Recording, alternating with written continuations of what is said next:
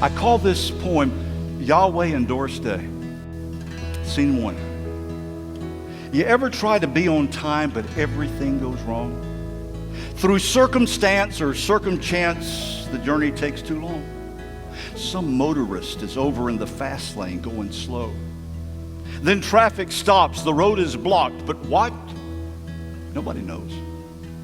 When you arrive, you realize your schedule's obsolete.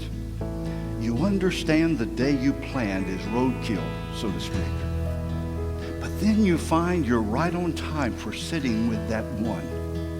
An open door to share the Lord and tell what He has done. Well, I suspect in retrospect, you wondered while in prayer, an accident or providence? Lord, did you put me there? Scene 2.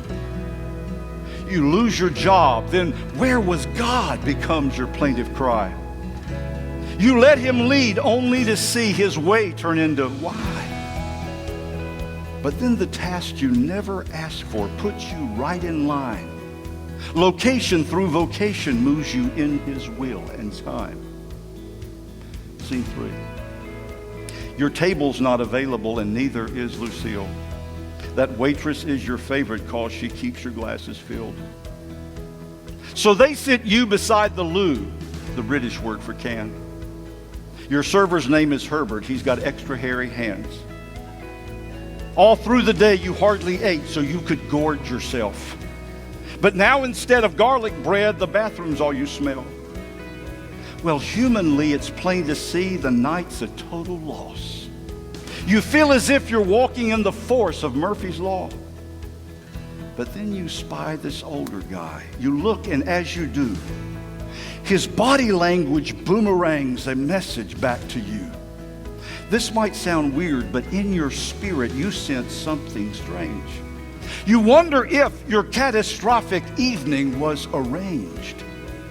If God is in the details when a blessing comes along, then later is He navigator when it all goes wrong? Could Yahweh be the maitre d' who sat you where you are? The driver who's in front of you in that slow-moving car? A former boss who up and tossed you right out on your duff? Cause or effect, help or neglect, it's complicated stuff.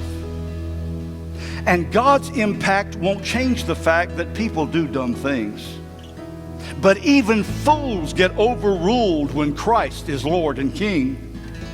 See, if what people mean for evil God can use for good, then He can just move you from but and place you in His should. Scene 4. Take Jonah, for example. You're more like him than you know. I say that cause I see my flaws in his pathetic show. When Jonah chose to just say no to God's prophetic will, he might have said the matter's dead, but God was speaking still.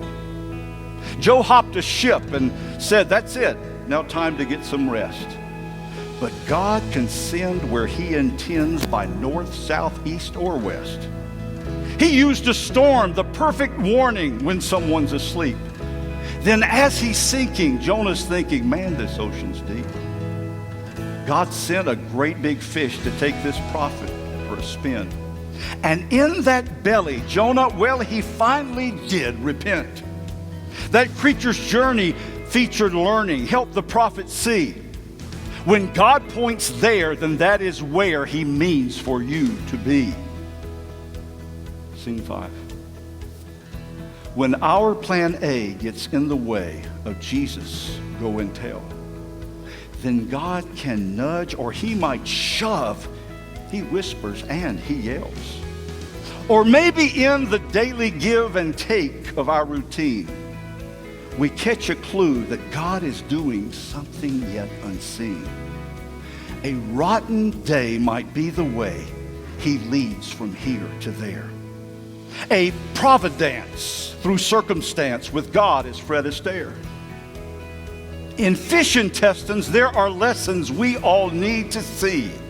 Not que sera, but God is God, and what He plans will be.